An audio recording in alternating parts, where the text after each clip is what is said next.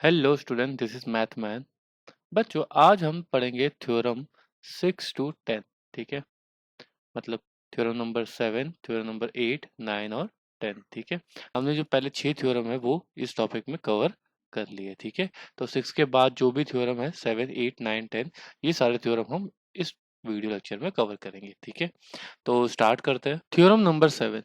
Theorem number 7 क्या बोलता है, पहले मैं एक्सप्लेन कर देता हूँ कि for example if we have a circle. ठीक है, तो डेफिनेटली एक आर्क जो होता है वो एक एंगल बनाता ही है सेंटर पे।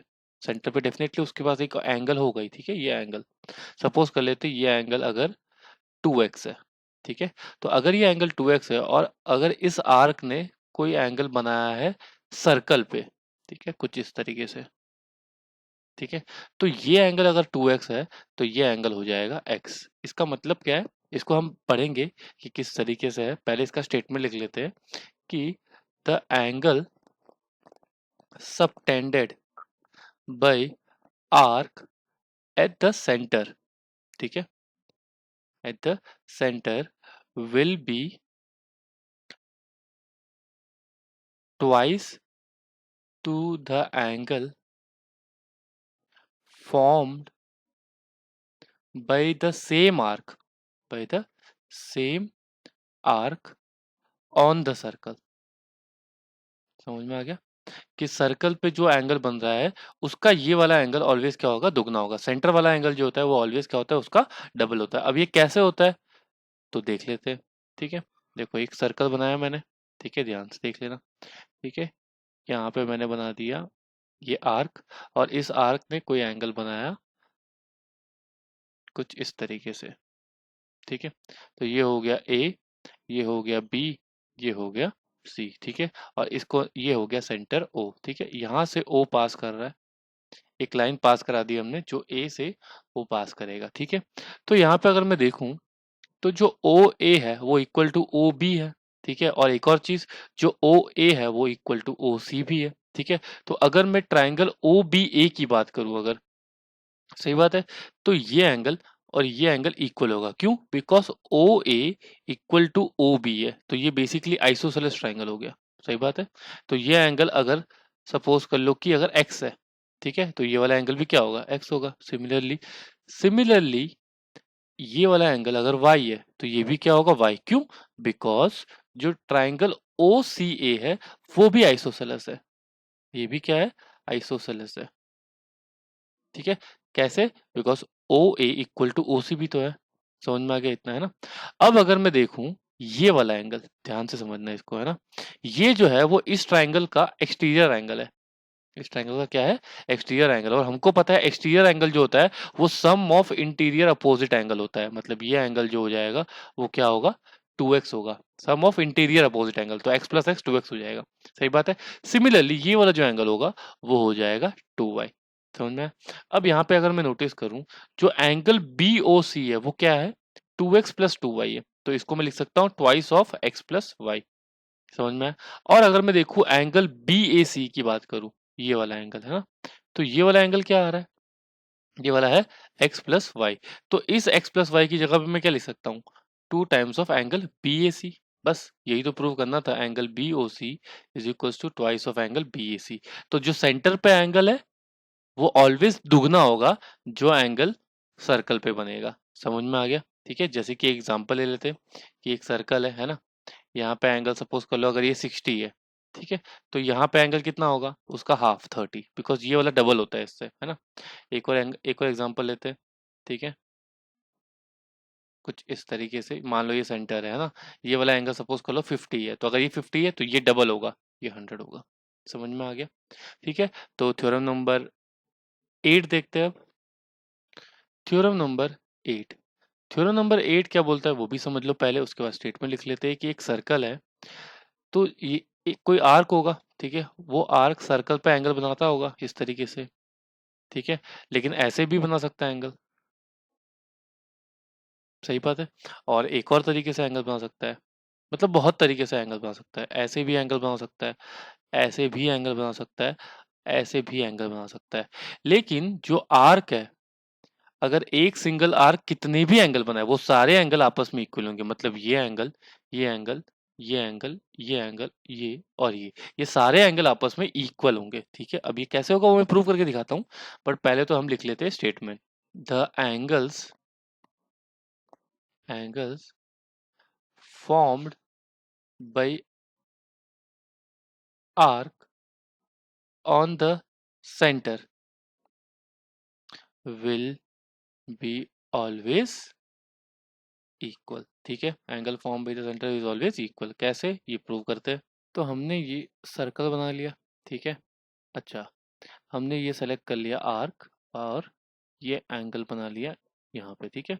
अब ये जो आर्क है वो डेफिनेटली बहुत एंगल्स बना सकते हैं सर्कल पे। एक इस तरीके से बन सकता है, ठीक है।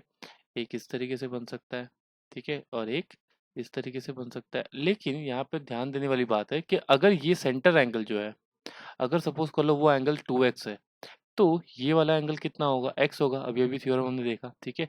और अगर ये 2x है तो ये भी x होगा और ये भी x होगा। तो बस हो गया प्रूफ, सारे एंगल्स आपस में इक्वल हो गए। सही बात है, बस यही हमको प्रूव करना था। तो बेसिकली इसमें कुछ ज़्यादा है ही नहीं, ठीक है। अब इसमें नोटिस करने वाली चीज़ क्या है कि अगर कोई सर्कल है, ठीक है, अगर एंगल x है तो डेफिनेटली हमको पता है ये x/2 होगा। सही बात है। लेकिन अगर ये x जो है वो 180 डिग्री हो जाए, इसका मतलब क्या हो गया, इसका मतलब ये एक स्ट्रेट लाइन बन जाएगा इस तरीके से। सही बात है, तो ये कुछ इस तरीके से दिखेगा ये। तो अगर ये एंगल 180 है तो डेफिनेटली जो एंगल सबटेंड कर रहा है वो कितना होगा, 90 होगा ना। सही बात है, तो वही तो हमको प्रूव कर। तो यहाँ से हम क्या कह सकते हैं कि जो डायमीटर होता है वो कितना एंगल बनाता है सर्कल पे, 90 डिग्री। ऑलवेज कितना बनाएगा, 90 डिग्री बनाएगा, ठीक है। एक और चीज नोटिस करने वाली चीज है, जैसे कि ऐसा सर्कल होता है और सपोज कर लो एंगल जो है वो मेजर आर्क है, ठीक है। इस बार जो एंगल बना रहा है वो मेजर आर्क बना रहा है इस तरीके से, है ना, ठीक है। तो सपोज कर लो कि यहाँ पे कोई एंगल है, ठीक है, एक्स। तो अब इसका जो ये जो आर्क है, अब वो सर्कल पे कहाँ एंगल बनाएगा, क्या वो यहाँ बनाएगा या फिर यहाँ बनाएगा, ठीक है। एक ऐसे भी बना सकता है और ऐसे भी बना सकता है। तो कौन सा वाला सही होगा, ये वाला सही होगा या ये वाला सही होगा। तो अगर एंगल हमने ये वाला लिया है x, तो इसके सामने वाला सही होगा। समझ में आया? अगर मैं ये वाला एंगल लेता तो इसके सामने वाला सही होता, लेकिन वो फिर माइनर आर्क का आ जाता। इसमें क्या आ रहा है, मेजर आर्क आ रहा है, तो इसके सामने वाला सही होगा। समझ में आया?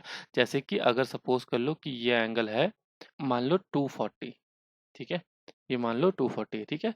तो एंगल जो ये सबटेंड करेगा सर्कल पे वो यहाँ पे करेगा और ये एंगल हो जाएगा 120। समझ में आ रहा है? अगर मुझे ये वाला एंगल फाइंड करना है, ये वाला एंगल सपोज कर लो, है ना, तो फिर मुझे ये फाइंड करना पड़ेगा। और ये कितना होगा, 360 माइनस 240, दैट इज 120। तो ये हो जाएगा 60, हाफ उसका, ठीक है। तो आई होप आपको समझ में आ गया होगा थ्योरम नंबर 7 और थ्योरम नंबर 8, ठीक है। अब बात करते हैं थ्योरम नंबर 9 की, ठीक है। थ्योरम नंबर 9 जो है उससे पहले एक चीज समझते हैं कॉन्सेप्ट, वो है साइक्लिक क्वाड्रिलेटरल क्या होता है ना, साइक्लिक क्वाड्रिलेटरल, ठीक है। बेसिकली साइक्लिक क्वाड्रिलेटरल का मतलब क्या होता है कि a quadrilateral whose vertex is passing through circle, simple है ना, इस तरीके से। अगर उसके जो वर्टेक्स है अगर वो सर्कल से पास हो रहा है, सर्कल को टच करके पास हो रहा है, तो डेफिनेटली ये जो क्वाड्रिलेटरल होगा इसको हम लोग क्या कहेंगे, साइक्लिक क्वाड्रिलेटरल कहेंगे। समझ में आ गया, सिंपल है ना, कि a quadrilateral whose vertex is passing through circle, simple है ना। या फिर कह सकते हैं कि inscribed in the circle, ठीक है। तो हमको ये समझ में आ चुका है कि साइक्लिक कोरिलेटरल क्या होता है। अब इसके बेसिस पे ही है थ्योरम नंबर 9। तो थ्योरम नंबर 9 जो है वो ये है, the sum of opposite angle of cyclic quadrilateral, of cyclic quadrilateral is supplementary, या फिर कह सकते हैं 180 डिग्री, बात वही है ना। तो बेसिकली क्या कह रहा है कि साइक्लिक कोरिलेटरल के जो अपोजिट एंगल होते हैं उनका सम क्या होता है, ऑलवेज 180, ठीक है। तो ये प्रूव भी कर सकते हैं हम, जैसे कि सपोज कर लो कुछ इस तरीके से, है ना, ये ए है, ये बी है, ये सी है और ये डी है। समझ में आ गया, और ये सेंटर है, ठीक है। तो इसको प्रूव करने के वैसे तो दो तरीके हैं, लेकिन जो एनसीईआरटी का तरीका है मैं वही बताऊंगा आपको। ठीक है, एक और तरीका है लेकिन वो अभी नहीं देखेंगे। ठीक है, तो उसके लिए क्या किया हमने, डायगोनल ज्वाइन कर लिया ऐसे करके। ठीक है, ठीक है, तो ये एंगल मान लेते हैं 1 है और ये एंगल मान लेते हैं 2 है। ठीक है, बेसिकली एंगल बी जो है वो क्या है, एंगल 1 प्लस एंगल 2। अभी तो बस मैंने इतना मान लिया। ठीक है, अब यहाँ पे देखो ये जो एंगल 1 है, ठीक है, ये कैसे बन रहा है, ये ऐसे बन रहा है कुछ, ध्यान से देखना। ठीक है, तो अगर ये एंगल 1 ऐसे बन रहा है तो एक और तरीके से एंगल 1 बन सकता है। देखो इसी आर्क से, इसी आर्क से, हाँ, आर्क की बात कर रहा हूँ, तो यहाँ से ये ऐसे भी बन सकता है, बिकॉज आर्क तो सेम है।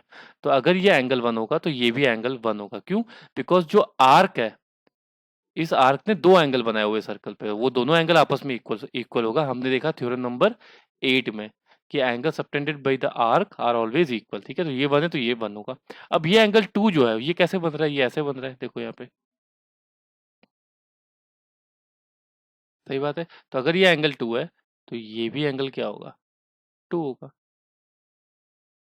ठीक है, तो अब अगर मैं बात करूँ ट्राइंगल एडीसी की, ठीक है, ट्राइंगल एडीसी की, तो इसमें तीन एंगल आ रहे हैं। एक आ रहा है एंगल डी, एक एंगल आ रहा है डी ए सी, और एक एंगल आ रहा है ए सी डी, जिसका सम कितना हो जाएगा 180। ठीक है, अब हमने क्या किया, जो एंगल डी ए सी है इसका नाम दिया हुआ है एंगल 2, तो ये एंगल 2 हो जाएगा। और एंगल ए सी डी जो है वो क्या, एंगल 1, तो ये हो जाएगा एंगल 1, और ये हो जाएगा angle D is equal to 180। ठीक है, अब हमको पता है एंगल 1 और एंगल 2 है क्या, एंगल बी है, तो ये हो जाएगा angle B plus angle D equals to 180। यही हमको प्रूव करना था कि अपोजिट एंगल का सम, तो अपोजिट एंगल यहाँ पे बी है और यहाँ पे डी है, तो इनका सम कितना है 180। तो सिमिलरली हम कह सकते हैं एंगल ए और एंगल सी का सम कितना होगा, 180 ही होगा ना, बिकॉज टोटल कितना होता है 360 होता है।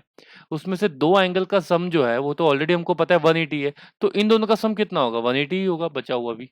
ठीक है, तो प्रूव हो गया। अब इस पे एक और है थ्योरम नंबर 10। ठीक है, वो थ्योरम नंबर 10 जो है वो भी समझ लो।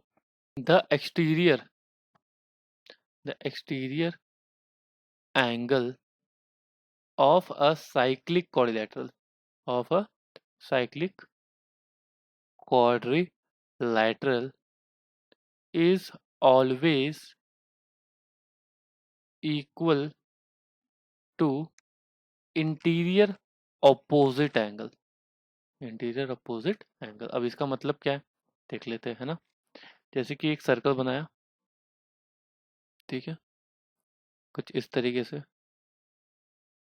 ठीक है, तो मैंने बोला कि एक्सटीरियर एंगल, सपोज कर लो ये एक्सटीरियर एंगल है। ठीक है, तो इसका इंटीरियर एंगल ये है और अपोजिट एंगल ये है, मतलब ये एंगल और ये एंगल हमको इक्वल प्रूफ करना है। ठीक है, तो ये एंगल ए है, ये बी है, ये सी है और ये डी है, और ये क्या है, एक्सटीरियर ऑफ ए। ठीक है, और हमको पता है कि angle A plus exterior of A कितना होगा, 180 तो होगा, बिकॉज स्ट्रेट लाइन है ना, लीनियर पेयर बन रहा है, ये थोड़ा स्ट्रेट है। ठीक है, ये लाइन स्ट्रेट है। ठीक है, तो एक्सटीरियर एंगल ए जो हो जाएगा वो हो जाएगा 180 माइनस एंगल ए। सही बात है, ये तो हमको पता है। ठीक है, अब एक और चीज हमको पता है कि angle A plus angle C वो कितना होगा 180, बिकॉज ये क्या है, साइक्लिक कोलिलेटरल है। और हमको पता है एंगल सी जो है उसको मैं लिख सकता हूँ 180 डिग्री माइनस एंगल ए। सही बात है, तो यहाँ पे भी 180 माइनस है, यहाँ पे भी 180 माइनस है, तो इन दोनों से मैं क्या कंपेयर करके क्या कह सकता हूँ कि exterior angle A is equal to angle C. तो आई होप आपको समझ में आ गया होगा थ्योरम नंबर 7, 8, 9 और 10, और इनके बेसिस पे हम आगे की एक्सरसाइज करेंगे। तो आई होप अच्छे से समझ में आ गया होगा और इसके बेसिस पे हम क्वेश्चंस करेंगे। पसंद आया तो सब्सक्राइब करना। Thank you.